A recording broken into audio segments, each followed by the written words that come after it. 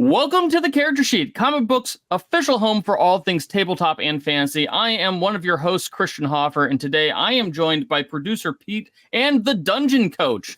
Greetings, hello. By the time you are watching this video, the Dungeon Coach's DC20 system will be on Kickstarter. Now, one of the big questions that we've had is how exactly do you make a character in this thing? Gotta make a character. Gotta start somewhere, right? Yeah. Well, let's find out. Let's dive into this. You guys, I talked to you guys, and you're interested in making some characters. So, did y'all want to talk about the big picture that y'all were wanting to make of what class, ancestry, and your chosen attribute, which we'll get into in a second? Yeah, absolutely. So you gave us a list of ancestries and some classes to go with, and I chose the commander, which is does not have an equivalent in Dungeons and Dragons 5th edition. Right? It's kind of like the warlord, or Pete, what's the Pathfinder class that literally it's in playtest right now? Was it Oh God, the commander. Yeah, there you go. There we go. I think it's the same thing. Perfect. So I picked that, and my attribute that I'm going with is charisma, nice. Because commanders are charismatic. They don't need to be impressive in terms of strength or speed or something like that. They just need to have a commanding presence to lead their troops. So that is what I went with the draconic commander because, let's face it, I love dragons. I love it so much. Hit me, Pete. What you got?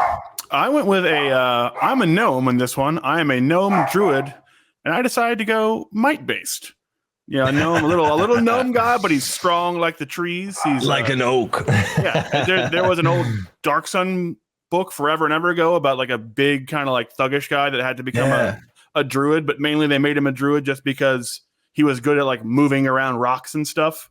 Doing all the maintenance work of keeping up a forest. And I was like, I like the idea of just like a big dumb forest bro. And so that's almost like a little boulder sized, stocky little gnome druid. So I love it. Timberchuck Jorpthorn. Oh wow, you got the name too. Yeah. He's ready to go. So cool. Let's start it off then. So step 1 is your attributes, and in DC20 there are only 4 attributes. Super simple: might, agility, intelligence, charisma. And if you're familiar with 5th edition, you're going to be familiar with what those stand for each. And you get those 4 attributes. We're going to do standard array for this little setup we got going on here. And for standard array, you get a 3, a 1, a 0, and a -2 to place wherever you want. So 3, 1, 0, -2. 3 is the highest you can go. -2 is the lowest you can go. But you also get 2 bonus points to sprinkle wherever you want in whatever places you want. But again, 3 is the cap at level 1. You're not allowed to kind of cheat the system and get any higher than that. 3 is the cap. So put those points there. And another thing I want to explain to the viewers at home here is the concept of prime. And that's why I also asked Christian and Pete, what are you thinking about? Oh, charisma, might, agility, intelligence. And I love the example that Christian gave is he's on the battlefield. He's not going to express himself on the battlefield with the might and shoving people around or agility and quick movements. He is a charisma. He is the leader of the battlefield, sending people in there. So in DC20, there's something called your prime attribute. And right now you can see on the character sheet here, on the very top there, Christian, above all of that is prime. Your prime is essentially, it's your highest attribute, right? So your highest attribute is your charisma, which is 3. And your prime is what you swing your sword with. It's what you cast spells with. It's what you do a lot of stuff with to help you be functional in combat. So in other systems, you would kind of be screwed right now. If you had a -2 agility and a 0 in your go ahead and make a D&D Pathfinder version of that. Go back and go and do that. And it'd be rough, right? So in DC20, the prime modifier lets you be able to open up character creation a bit. And that's kind of what shines there. So did you get your points in there? Yeah. So I need to still add my, I'm going to go and your 2 bonus points, 1 agility, 1 intelligence. Love it. Love it. Love it. Don't want agility to be too low. Yep. And then Pete, what you got? Yeah, I went with 3 might, 1 agility, 1 charisma, and I got that -1 insta. Hey, you're connected with nature, man. You don't got time to learn stuff. You're here with the trees. The trees will teach you all you need to know. Love it. So that's step one. Step one, simple as that. You got all your stuff in there. And then step two is your save masteries. So save masteries you're going to see next to each of the attributes. There's going to be a little spot that says save and a little bubble next to that. You get to pick 2 masteries to bubble in and gain save mastery in, right? This is equivalent of gaining proficiency. You're able to add more to these ones. You will over time be able to add more or choose more of these as you level up. But right now you get to pick 2, and you can pick these for roleplay reasons, for tactical reasons, whatever. And your combat mastery is +1.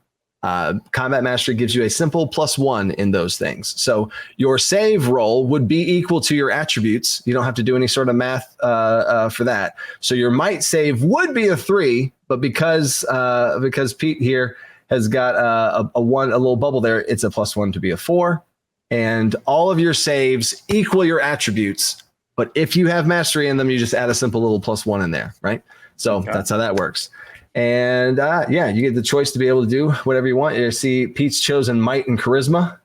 And what'd you choose, Christian? I chose agility and charisma. Nice. So there you go. That's step 2. Step 3, a little bit more choice now. Now we shift over to skills. So for skills, this is your background, essentially what you're choosing, your background. Skills, trades, and languages. So you get 5 skill points. But you get more than that. You get 5 skill points plus your intelligence. And yes, you subtract. So -1 in my case. So -1 in your case. You get 4 skill points. You know, don't want to burden you too much with all the thinking to choose. Who needs those? One little cool thing while Christian's choosing his, because you actually get 5 + 2, you get 7. To start off with there.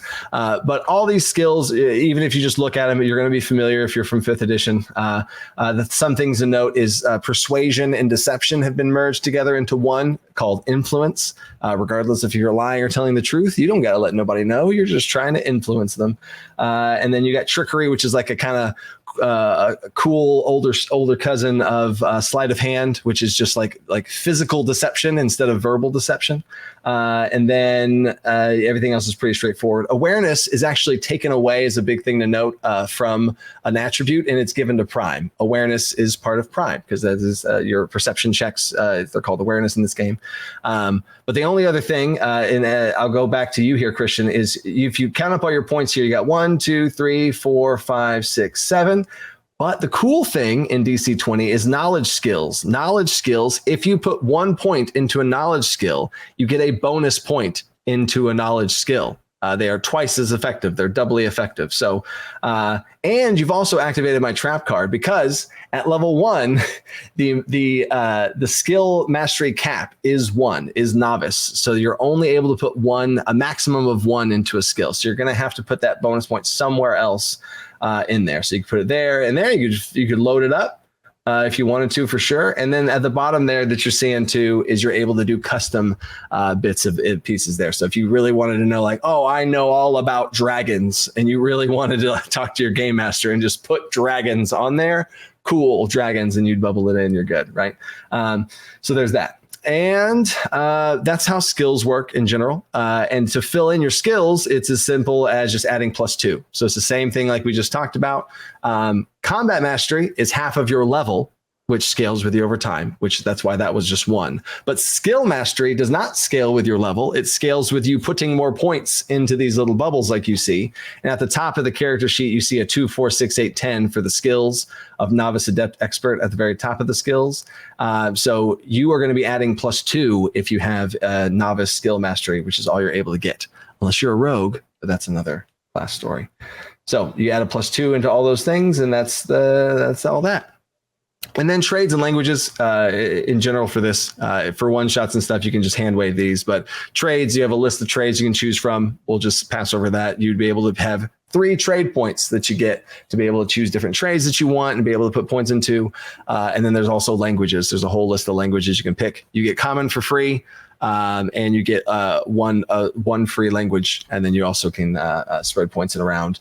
And there's also a language system as far as that goes, but that's another rule for another time of just limited language, which is you barely can speak it.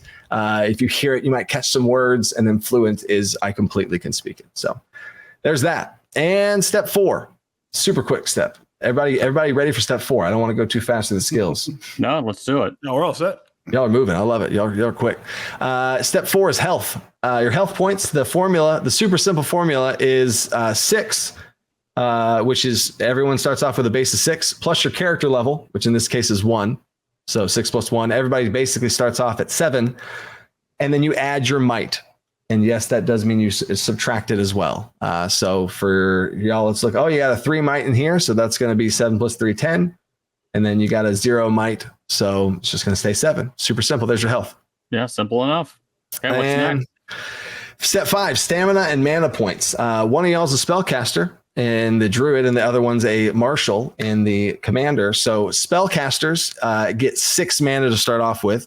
That comes from 3 from your class table and 3 from your prime. Gets you a 6 total. So you have 6 mana points. Simple as that, done. And then stamina, which is a unique energy system that we won't get into. I've done whole videos on that. But stamina is a unique dynamic energy system for martial characters, and they all start off with 1. So you as a commander have 1 stamina. You can do some cool stuff with your stamina, and then you can regain stamina by using the help action to other allies, and it regains your stamina, filling you back up, using it again, right? There's step 5. Step 6, defense. If you go to your defense, you see the shield and the head right there, right? So your defense is going to be 8 for both of y'all. Both of y'all are going to be wearing. Now, actually, we do have our first little question here for our commander. Do you want to wear heavy armor or light armor? I'm probably wearing light armor because I'm not very strong. Yeah. Oh, and I'm glad you said that. That was another trap, because heavy armor requires 1 might, so you wouldn't even be able to wear heavy armor. I was pulling your leg. So you got testing me. I was testing your knowledge of the system you're just now thrown into. Yeah. So both of y'all are going to be wearing light armor. So that is 8 plus 1 for your combat mastery, gets you to a 9. Plus 1 for the armor bonus of literally the armor that you put on yourself. So that's basically 10. Everyone's is 10. Plus agility. Sorry. Yes, you do subtract agility. So there you go. And then you actually add your agility. Done. And that's your defense. We'll talk about the other 2 numbers underneath that in a second. And then there is mystical defense. On this character sheet, it is older. We are currently updated to 0.7 at the time of the video's launching. We're about to launch it. And then so your mental defense or mystical defense now is 8 plus 1 for that same combat mastery, so 9. And it's basically 9 plus charisma plus intelligence. And now we've accounted for all of the 4 attributes. So your +1 and -1 and charisma and intelligence kind of cancel each other out there. And there you go. And now to fill out that last part of the character sheet, underneath the physical and mental, you see heavy and brutal.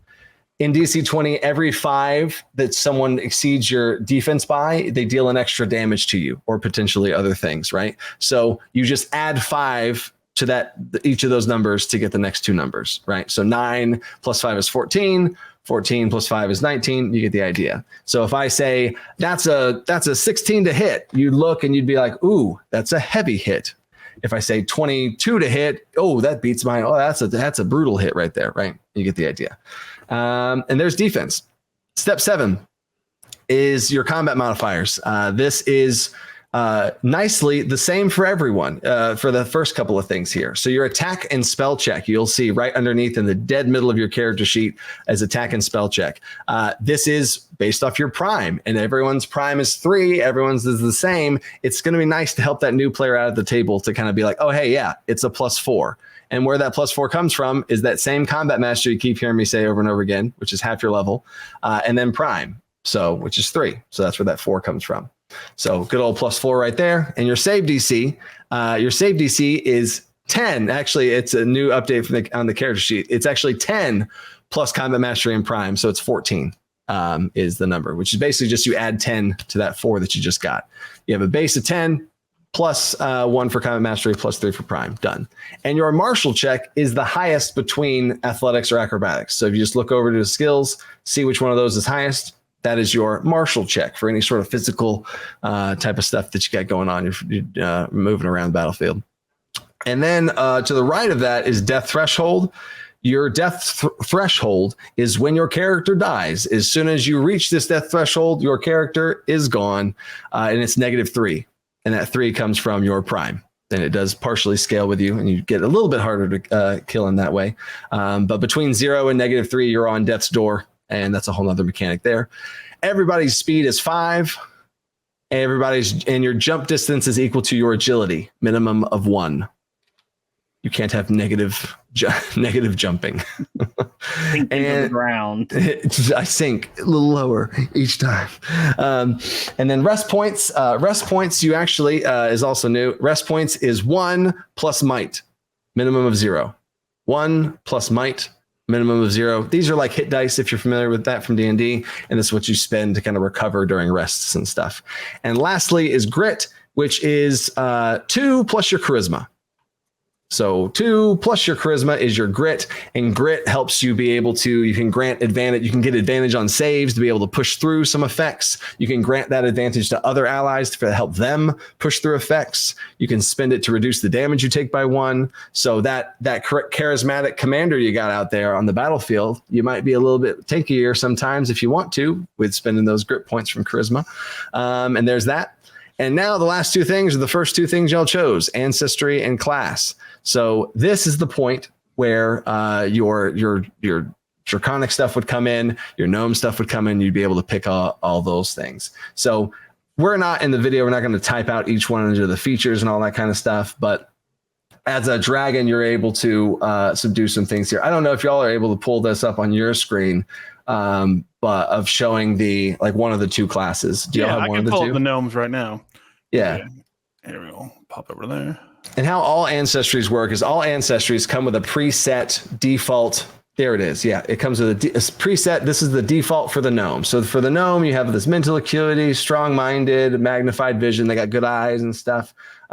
Those are the default traits. But if you want to get fancy, if you just want to call it a day, that's what you'd get. But if you want to get fancy in DC20, you can swap out some of those points, and you see numbers next to them. That's how many points they're worth. You can swap out these points and trade them in to get other things. So if you want to have some more mana, okay, I can swap this out and get this. And as long as you equal 5 points spent total, you are good to go. And there's actually another way to customize your ancestry even further, but we're not going to do that here. We're going to have some simple little characters to go. And then the same thing's there for the Dragonborn. You can swap out some stuff with your weapons and get some claws and tails and other things you got going on. That's cool. So if I'm the gnome, so if I don't want to take this agility decrease at -1, I could trade away. I could just get rid of my trade expertise to balance it out.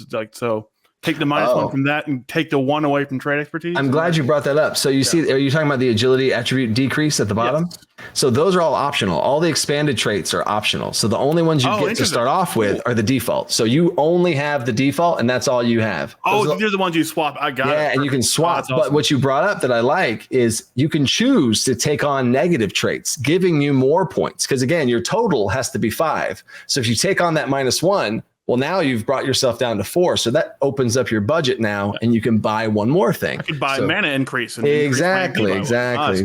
So super. Yeah. Great point there. So yeah, there's the ancestry system in a nutshell. And then the last thing is your class, which is the same thing y'all picked out. So this is where the Druid gets his, at level 1, you get wild form. You're able to shapeshift in a whole bunch of different stuff. And you get Druid's Grove. Druid domain, and you're able to put plants on the ground and be able to kind of sculpt some plants on the ground to be able to create difficult terrain, grab enemies, all that kind of stuff, heal enemies that are inside of your domain. And the commander is able to command people around the battlefield, tell them to attack, move, dodge, all that kind of stuff. And you're able to heal. Commanders are actually able to heal in DC20. They are a little bit of a healer, is when you command your allies and when you spend stamina on the battlefield, like we referenced earlier, you're able to heal your allies for 1. And the commander healing is get up. That's the type of healing they do. And you're like, all right, here we go. It's the second wind healing. If you're the D&D, you can heal as a fighter at second wind. This is that version for the commander. So, and there we go. That is the big picture of classes. Step 10 is the more minutiae, all the different choices. This is where you get to pick your weapon for the marshals, and this is where you get to pick your spells for the spellcaster. Your weapon actually does matter in DC20 as far as all the different weapon styles you have. There's different passives and active benefits that you get. Marshals only get these benefits. And then spellcasters have cantrips and spells, and they're able to choose from their little lists based on their spell list and whatever they got going on. So that's where y'all would make all those choices. We're not going to make those choices here, but y'all did it. Y'all survived the gauntlet. No, it feels like a more streamlined, like a tuned version of I feel like a little bit of like 3.5 in here, but less like bulky, more like streamlined. Like it seems really interesting. This, like I said, we've gotten a chance to like play like a beta version of this game. It seems really cool. Highly encourage you to check out the Kickstarter. Not you, the Dungeon Coast. You literally wrote the thing. But to the folks watching this, be sure to check out the Kickstarter. It's live when this video comes out, so be sure to check it out. There's a lot more cool stuff if you're looking for a tactical sword and sorcery type of experience that's not like tied down to like specific types of class archetypes. This might be the game for you. So be sure to check it out. Thanks, man. Thanks for having me on here. Thanks for building some characters and showcasing. I really want to see these two characters in action and see this mighty gnome druid, because these are the type of characters you can explore and see in action. So thanks for having me, guys.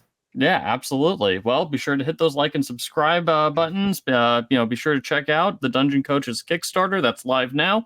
And until next time, thanks for watching.